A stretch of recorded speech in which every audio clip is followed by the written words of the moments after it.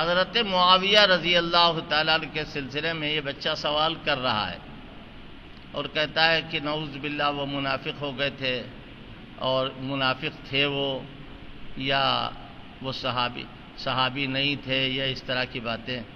تو میں ایک بات یہ کہہ رہا ہوں، حضرت معاویہ کے سلسلے میں آپ زیادہ جانتے ہیں ان کو یا حضرت علی زیادہ جانتے ہیں؟ حضرت علی سے ان کی لڑائی ہوئی، وہ زیادہ جانتے تھے یا آپ زیادہ جانتے ہیں؟ حضرت حسن زیادہ جانتے تھے یا آپ زیادہ جانتے ہیں؟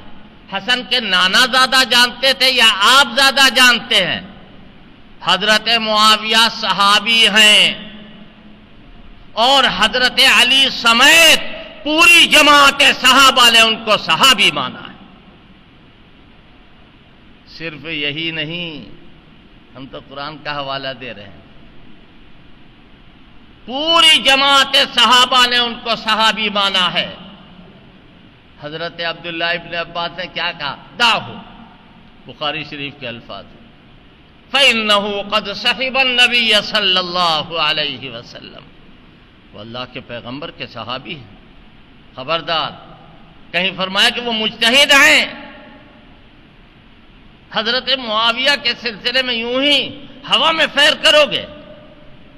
حضرت معاویہ رضی اللہ تعالیٰ عنہ نے جس وقت حضرت حسن سے صلح ہوئی، حضرت حسن کو اللہ پاک نے اتنی بلندی عطا فرمائی، انہوں نے اتحاد امت کے لیے حضرت معاویہ سے صلح کر لی.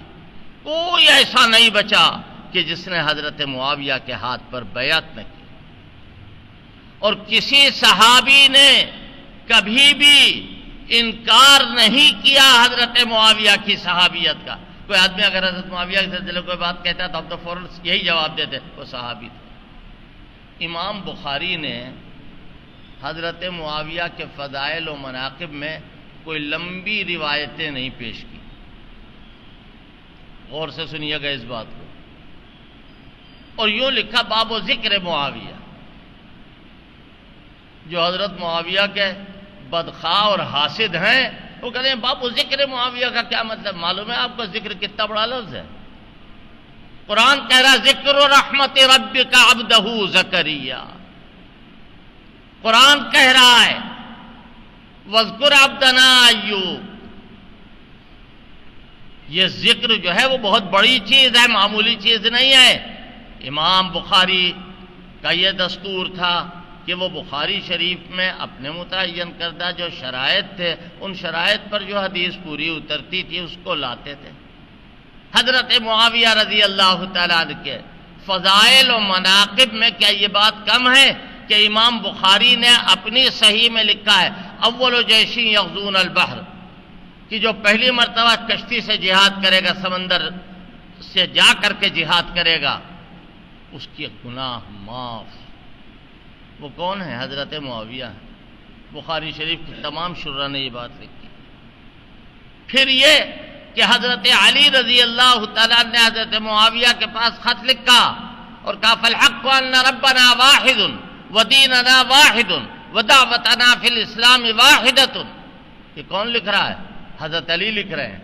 اور کیا کہا کہ نہ اسلام میں نہ حضور کی صحبت میں ہم زیادہ ہیں نہ تم زیادہ ہو، ہم دونوں کو حضور کی صحبت ملی.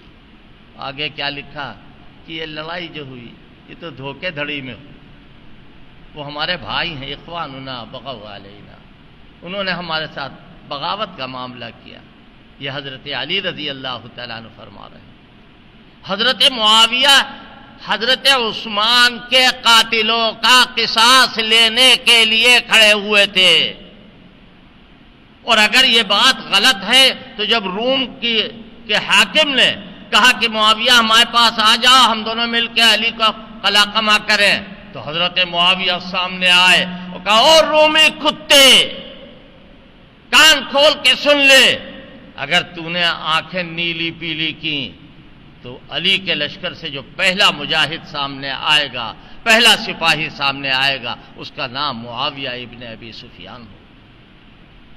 حضرت معاویہ غزوہ حنین میں حضرت معاویہ شریک ہوئے حضور کے ساتھ، اور یہی نہیں ہے کہ جتنے بھی، یہ تو قرآن کی آیت ہے، آپ لوگ اپنے اپنے گھر پر ترجمے میں جا کے ذرا دیکھیے.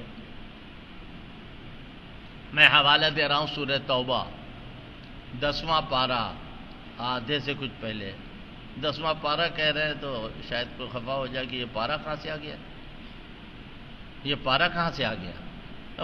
پارے تو آپ نے بھی لکھے، پارے تو آپ نے بھی لکھے بھیا، یہ یاد کرنے کے لیے، یہ تلاوت کرنے کے لیے ہے. اور پھر بقول مفتی تقی عثمانی کی میری ان سے گفتگو ہوئی، بات چیت ہوئی، مدینہ منورہ میں ملاقات ہوئی. اللہ ان کو اچھا رکھے، خوش رکھے، ہر بلا ہر مصیبت سے بچائے. انہوں نے کہا دیکھو بھائی، قرآن میں چھیڑ چھاڑ نہ کرنا، قرآن میں چھیڑ چھاڑ نہ کرنا، ورنہ قرآن مجید کے اندر تحریف کا دروازہ کھل جائے گا.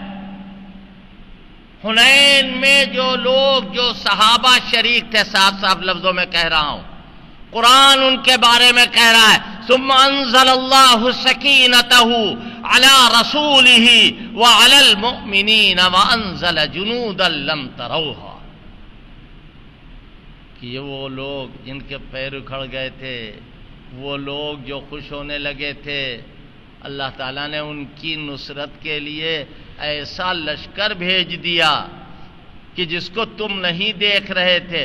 اور ایک خاص چیز جو پہلے بیان کی ہے، ثم انزل اللہ سکینتہ، اللہ نے ان پر سکینہ اتارا. ارے ڈوب کے مرو، غیرت کی وجہ سے چلو بھر پانی میں آدمی ڈوب جائے.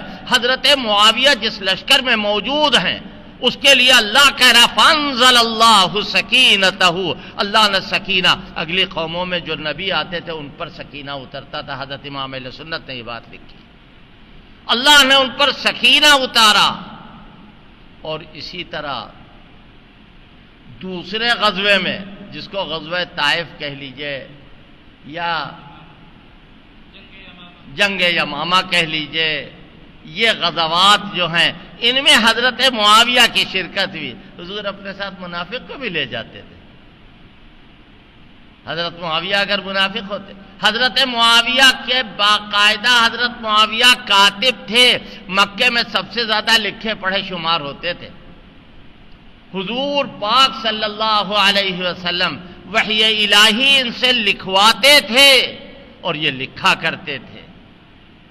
قرآن کی اور دیگر احادیث کی جو وحی اللہ کی طرف سے حضور پر آتی تھی، اس کو ضبط کرنے کے لیے، محفوظ کرنے کے لیے حضرت معاویہ کو کھڑا کرتے تھے. علماء نے لکھا ہے کہ حضرت معاویہ جو ہیں وہ ایک ڈھال ہیں، اگر اس ڈھال کو ختم کر دو گے اور ان کی طرف انگلی اٹھاؤ گے تو کوئی صحابی بچے گا نہیں. اور ہمارا یعنی اہل سنت و جماعت کا سب سے بڑا امتیاز یہ ہے، سب سے بڑا، یہ بات لے کے جائیے گا کہ ہم صحابہ اکرام کے سلسلے میں الٹی پلٹی بات نہ سنیں گے نہ کہیں گے.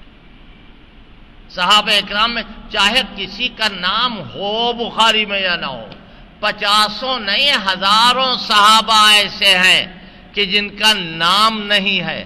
ہم کہتے نہ ہو، اگر وہ صحابی ہیں تو پوری کائنات میں نبیوں کے بعد اپنے بعد والوں سے افضل.